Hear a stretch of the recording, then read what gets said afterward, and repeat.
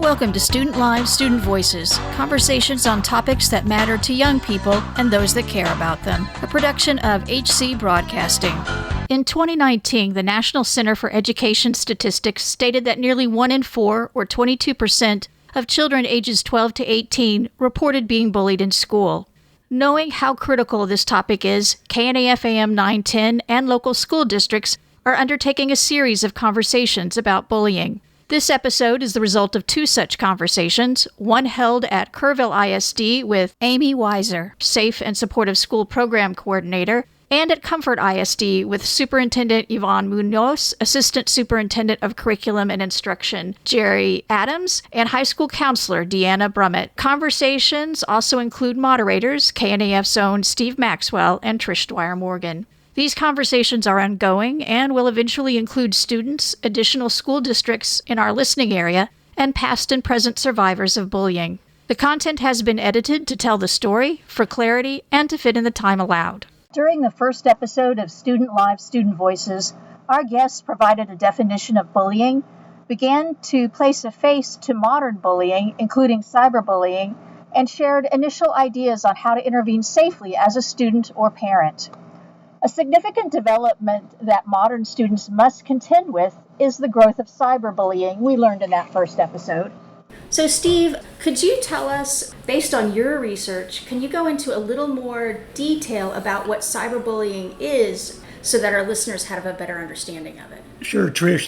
There's a lot of information out there about it, but based on what I've been able to glean out of all the information, you know, the definitions about cyberbullying, sometimes it's called online bullying, but the definitions vary from source to source. And most of the definitions consist of several key factors. It's an electronic form of contact. It's an aggressive act. It has intent. It has repetition. In other words, they do it many times. And it's meant to harm the target. You recall how Amy Weiser, the Safe and Secure Schools Program Coordinator for Kerrville ISD, talked about the 24/7 nature of cyberbullying. Now we introduce the internet and cyberbullying, and now all of a sudden our students could possibly be bullied 24 hours a day, 7 days a week. I know this isn't the latest research, but a while back they were saying that the prime time for cyberbullying was 2 a.m. in the morning. And from Counselor Deanna Brummett from Comfort and Superintendent Yvonne Munoz, we also learned bullying has changed so much from when we were kids. They've got so many more things and so more pathways for people to bully each other, whereas we could go home and it was done, you know. Right. And these kids, they go home and you have to worry about social media. Yeah. What's somebody going to put out there? They're going to put a picture. What they're going to say about me. Yeah. And one of the things that surprised me, and maybe you can go into some of the other specifications too, is that it could be about a photo, passing along a photo with an unpleasant comment, or using a tablet, or pretending that you're someone else and creating a persona. That I never considered. I never thought about those. Yeah, those are actually can be crimes. You know, cyberbullying. One of the worst things about cyberbullying is that it can be anonymous. Makes it even worse. It also has a wide audience, and it can spread very quickly. And targets of cyberbullying often feel like they can't escape the bullying. You know, if you're bullied at school, you can get away from it. It's over when you leave for the day. But cyberbullying can follow you home and continue all night. Imagine this: a classmate posts a photo of themselves online. Someone else makes a mean, mocking comment about that photo. Soon that photo has been shared, liked, reposted, even made into a meme. Thousands of people have seen it, even people the person being targeted doesn't know. That is why cyberbullying can be extra hurtful. It's public, it spreads quickly, and it's 24/7. And Steve, you said you have even more information about the specifics of each of those kinds of aspects of it. Well, yeah, it's a little bit. As far as it being persistent, what I mean is all students have access to some form of technology at all times. Cyberbullying can happen anytime, in the morning, afternoon, evening, it doesn't matter. It's not just while our students are at school, it happens while at home or out in the community. When I talked about it being hard to detect, some bullying is very overt, like pushing or damaging belongings. Cyberbullying happens through phones and on computers or tablets. It makes it a lot more difficult for adults to detect. What I meant by anonymous, cyberbullying can be done anonymously, and those being bullied might not even know who's perpetuating the behavior. It makes it easy for one child to hurt another and not be held accountable. That's the beauty of it for a bully sometimes. And it can be shared to a potentially much larger audience. Information online can be easily and quickly shared, makes it difficult to contain or stop negative messages once they get posted. Yeah, and it's easier to be hurtful. It's often easier to bully using technology because of the greater physical distance. The person bullying doesn't see the immediate response from the person being targeted. They might not recognize the serious harm caused by their actions because technology distances them from real life pain they could be causing. And then we talked about it being permanent. Once something is shared on the internet, it is often available to everyone, everywhere. It can be challenging to completely delete information once it's on the internet. Now, there's a caveat to that. We'll be back after this break to talk more about that caveat, as well as other key factors related to cyberbullying, and then we'll begin exploring the legal implications of cyberbullying. This is Steve Maxwell here at Texas Rebel Radio, and I want to talk to you just a second about Ken Stopel Ford in Kerrville. They're not just a great company to buy your next vehicle from or to get your vehicle serviced. The Stopels are deeply involved in the communities they serve. They give you their time and resources to Habitat for Humanity, Junior Livestock Scholarships, Kerr County Young Life, Harper and Medina Volunteer Fire Departments, Big Brothers and Big Sisters, the United Way, and many more. They touch every community in this listening area in some way. There are some good companies in our Texas Hill Country, but the one company that stands out as an advocate for all of us is Ken Stopel Ford. When you consider purchasing your next vehicle or servicing the ones you have, please give Ken Stopel Ford a chance to show you what they are all about: honesty, integrity, and a willingness to get involved in their Hill Country community. They have been Hill Country proud since 1966, and they would love nothing more than to prove it to you. Find them at stopelford.com. CTEC is a proud sponsor of Student Life, Student Voices. From lighting up your homes to powering local businesses, we've been your reliable source of energy for over 75 years. But CTEC is not just about electricity. From sponsoring local school programs to supporting community events, Central Texas Electric Co-op is all about giving back. In fact, concern for community is one of our guiding principles. With every flip of the switch, we're working together to build a brighter future. Visit our website or drop by our office today. Central Texas Electric Co-op, powering homes, empowering communities. Welcome to Student Lives, Student Voices, conversations on topics that matter to young people and those that care about them, a production of HC Broadcasting. We now follow up with Steve on the key factors related to cyberbullying and that caveat. We talked about it being permanent. Once something is shared on the internet, it is often available to everyone, everywhere. It can be challenging to completely delete information once it's on the internet. Now, there's a caveat to that. There's an advantage to the permanence. Online bullying does leave tangible evidence. Unlike physical or emotional bullying, online bullying leaves a digital footprint. The words, images, videos posted, they can be documented through screenshots or saving URLs and text. And that can be useful if a crime has been committed and they want to investigate the bullying. Exactly, and if the school feels like they need to intervene. So you talk a little bit about cyberbullying and the legal implications. Now, there are actually laws around the country looking at cyberbullying and its impact on schools and on kids. Could you talk a little bit about the legal implications? Because in its own way, that's also a lifelong impact on the person doing the bullying, potentially, isn't it? Well, it was amazing when I started doing the research on this that there are actually websites that for defense lawyers for people that have been bullies and they're being investigated and they've been charged with something. A person who commits cyberbullying or cyber stalking in Texas can face some serious criminal penalties, including substantial incarceration time and some pretty big fines.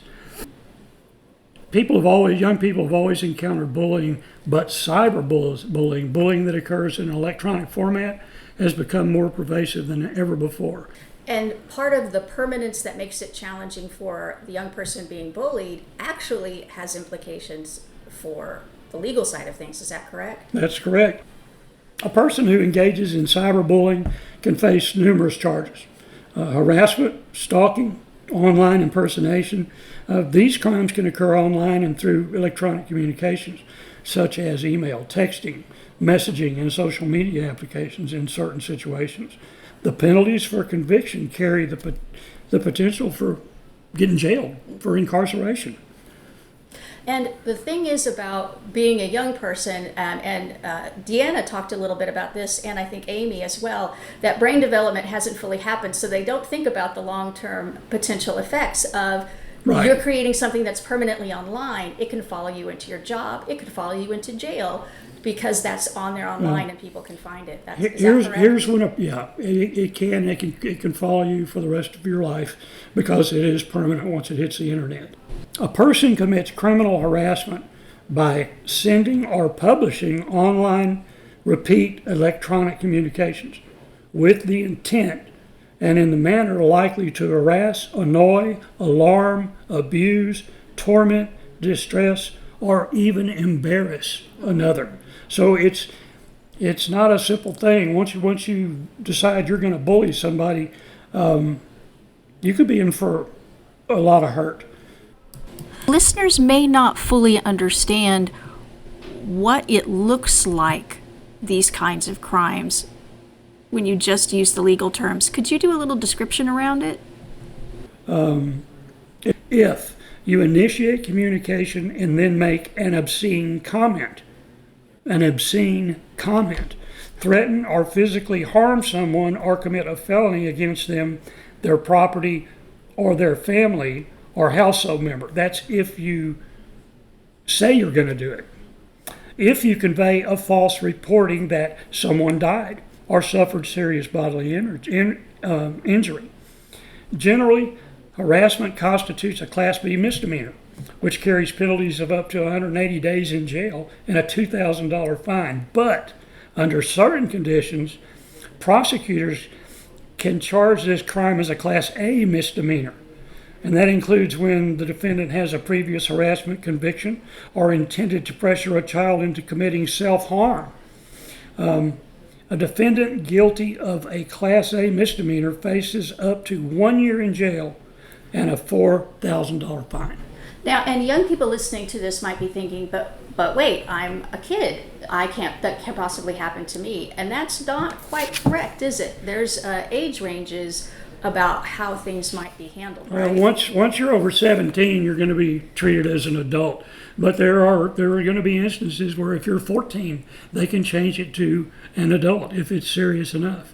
But they can still take you to juvenile court too as well. So it could be juvenile or adult. So your age isn't necessarily a defense against your actions. Is that? That is correct. It's the actions more than the age. Now the age does come into play, but keep in mind, a lot of juniors and seniors out there that are bullies are 17. And they can be tried as an adult even though they're still in high school. And we'll get to that later on in it. And it's just so sad that they don't understand the value of themselves and their lives and the value of the person that they are bullying. And Jerry had talked about that some too. And that it has such real world implications. They think it's happening online in a vacuum, but it's not in a vacuum, is it? No, you're not just in your basement or in your bedroom. That goes out everywhere. Steve, is there something else as you were reading through all of this research that really struck you about all of this? There's one other charge that they can levy against you, and I didn't ever even think about this. It's called online impersonation, and that can be either a felony or a misdemeanor. It depends on the circumstances. Like creating a web page or posting a message constitutes a third-degree felony, which carries 2 to 10 years in prison and a $10,000 fine. Revealing someone's personal information constitutes a Class A misdemeanor, which subjects the offender to up to 1 year in jail and a $4,000 fine. So there's a lot of ways that there's a lot of different crimes named under the guise of bullying. And any of them can get you put in jail or they can ruin your life. And if you're a parent or a guardian and you're watching your young person do some of these things and you think, well, it's just online or, it's just this is also something for them to consider if you're seeing this is when you need to intervene, because there are lifelong potential impacts on your child as well as on the child being bullied. Right. Well, and one thing for parents out there, we all believe in free speech. Mm-hmm. We're big proponents of it in the radio industry. Oh, definitely. Free speech, it's a fundamental yet limited right, and it's protected by the U.S. Constitution. But the government can punish speech, words and related actions when it is likely to immediately be dangerous to others. The line between protected and illegal speech isn't always clear, though, meaning that it may be appropriate under certain circumstances to explore a free speech defense if you were caught up in this. Mm-hmm. But free speech is not a get out of jail free card for bullies. Basically, if a bully's behavior causes a victim to reasonably fear for their family's safety or their safety. In other words, if the victim was hypersensitive to behavior that would bother the average person, then a bully could be in some big trouble. Wow. After the break, we'll be back with reporting options and with potential interventions. Calling all Eclipse visionaries. Totality Over Texas, based here in Fredericksburg, has all your Eclipse essentials covered. ISO certified Eclipse glasses, commemorative t-shirts, and more, all custom designed with Texas in mind. It's time to get ready for the ultimate celestial spectacle.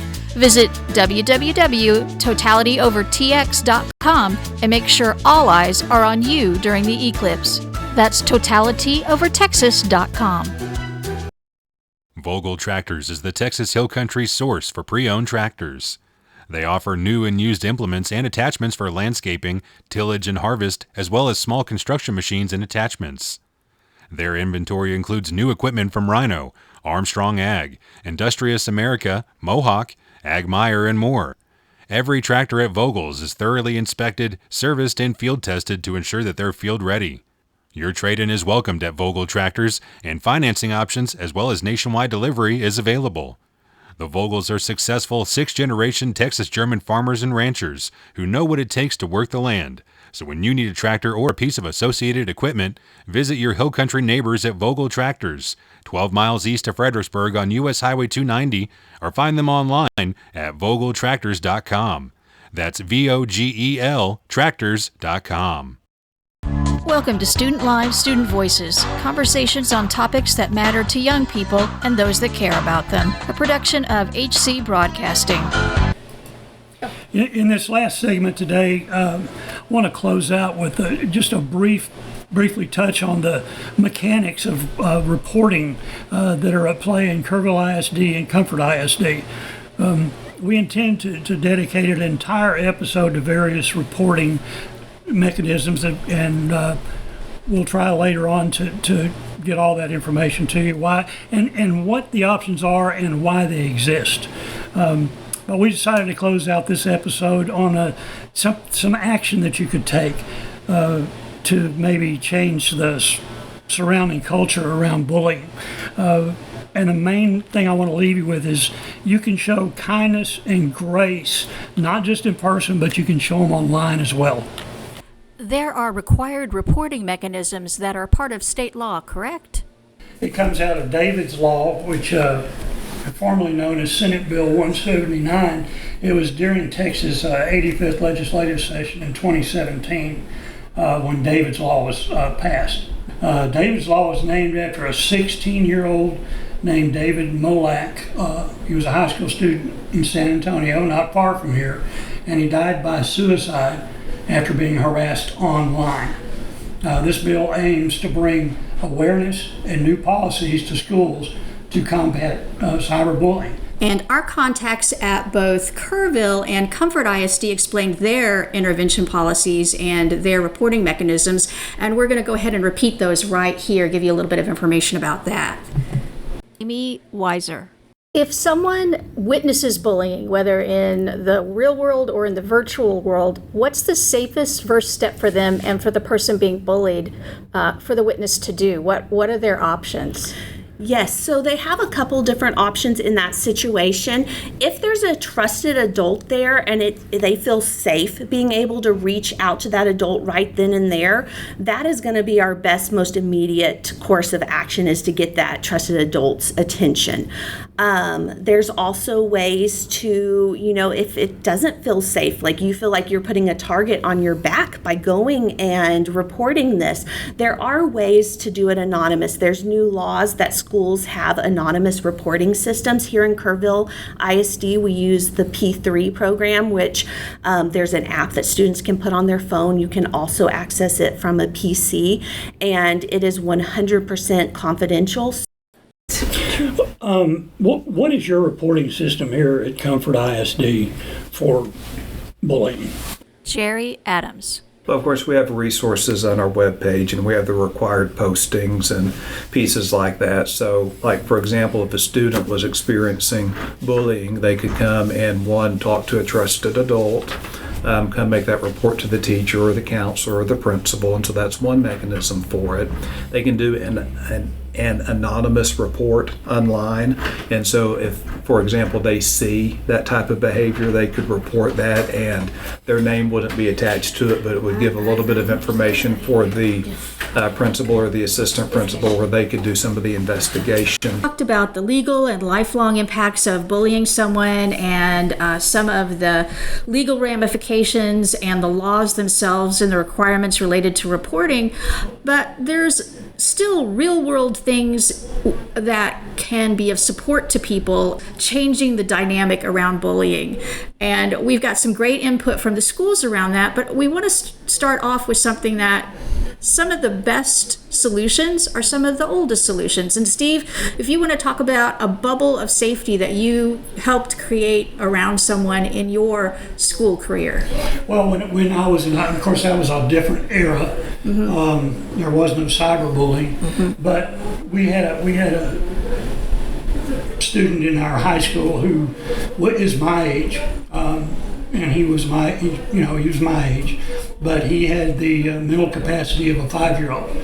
And in those days, some of these students would actually be mainstreamed for part of the day to have social interaction with other students. Mm-hmm.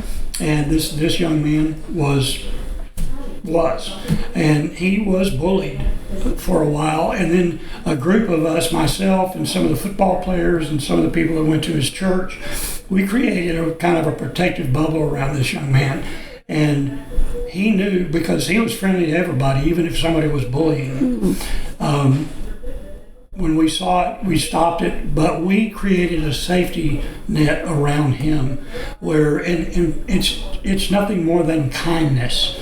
And people don't use that word as much as they used to, and maybe it needs to come back into vogue. Mm-hmm. Kindness is a key to stop some of this bullying. But I did want to go back to one other thing we didn't really talk about on cyberbullying. Okay. What you can do. Oh, excellent. Not to first of all, choose not to join in on the bullying. You might feel some pressure to join in if a lot of people or other people are doing it, but you can make your own choice not to contribute to it. When you see a post that's bullying someone, don't hit the like button. When you see negative behavior online, don't contribute to it. You can also respond with positive support. If you feel comfortable and if it's safe for you, publicly show your solidarity with the person being targeted, like we did with this young man, and that was at Tivy, by the way, in Kerrville.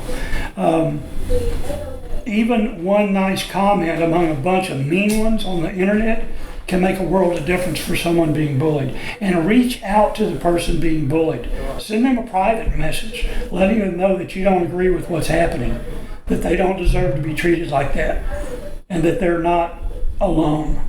Encourage them to report the bullying or to tell an adult. These are some ways you can help. So positive peer pressure and kindness works in the real world and in the virtual world as well. And I think Amy talks a little bit about positive peer pressure, and we'll hear a little bit about that from her as well. But there's something to be said about taking that stand, and if you're that bystander or that witness that's there, there's something about that unity for the person who's going through that incident to know that someone stood up for me and they cared enough to say that's not okay, or we don't do that in our school, or that's not how we treat people. There's power in that. So if it is safe and that person feels like, you know what, I can say that in the moment, when you can be that friend, you can be that lifeline, you may be the one to save a life or to change that person's feeling about where they're at in school. The most important thing for, at the high school level, even at the middle school level, but you have more opportunities at the high school, is to get involved. When I was a high school principal, that would be the message during the class meetings, and I know that Mrs. Womble and Mrs. Brumett provide that same message here, is find a way to get involved. Find a bunch of ways to get involved, whether that's through, academic clubs, whether that's through the Fellowship of Christian Athletes organization, whether that's through UIL academics or athletics or band. There are so many different ways to get involved, and you develop those communities and you get to know other people that way, and then other people get to know you that way, and then they encourage you to do things that you might not think that you would do. And so that's where the real power comes in, and we see that here. Every year we have kids that go out for different activities because of an encouraging word that a teacher or coach made, and then their friends are encouraging them to step outside of themselves, and that encouragement gives them the courage to step out and do something that they would not have done otherwise. And it circles back to being valuable. Yeah. Yes, exactly. They are of so much value, and they don't realize it. Right. And so that's when we can put that into it, because they are so valuable, and we tell our teachers this every year, and when we have substitute orientation, we tell our substitutes this. As an adult in a school building, you get to be the very best part of somebody's day. You may not realize that, but you are the very best part of somebody's day, and it's because of that relationship. Maybe they love what you teach. Maybe it's they love that relationship. They know that you're going to say hi to them. They know that this is a safe spot. Maybe they're, they feel like they're, more of an outlier, but they see that characteristic in that teacher. But we're all the best part of somebody's day, and so we need to be very mindful about that. And a substitute teacher or a volunteer in the school can be the best part of somebody's day too, when they build up those relationships. This has been episode 2 of Student Lives, Student Voices. Joseph Financial Partners is a proud sponsor of Student Life, Student Voices. They offer independent financial advice in stocks, bonds, mutual funds, and insurance. They're here to educate and assist you with all of your financial needs, and they hold themselves to a fiduciary standard, meaning they place your needs above their own. Their mission, to partner with their clients on all of their significant financial decisions by providing independent advice, appropriate education, and extraordinary service, all delivered with the integrity that holds your financial needs above their own. Please visit Joseph Financial Partners at josephfinancialpartners.com and find out why so many have placed their trust in this extraordinary Hill Country financial team. josephfinancialpartners.com.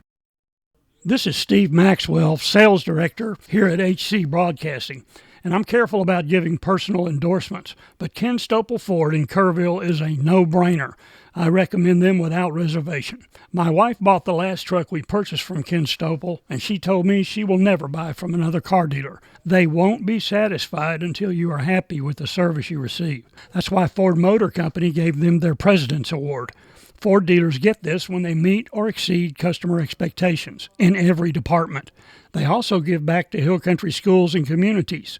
I asked my friend Terry Massey, their general manager, if they would help with our radio show about bullying. He didn't ask me what Ken Stopel would get out of the sponsorship. He just said, sign us up. That's the Stopels I know. The next time you need a vehicle or service, go see the folks that really care about people in the Hill Country. Go see Ken Stopel Ford. Find them at stopelford.com. We want to make sure that any of our listeners understand help is available from many sources. There is always hope, and nothing is inevitable. There are school counselors, reporting systems at schools, and even help through hotlines such as the 988 system. If you or someone you know is experiencing a mental health crisis, call 988 for assistance, or contact Texas Health and Human Services at 855-937-2372 to talk to a trained professional.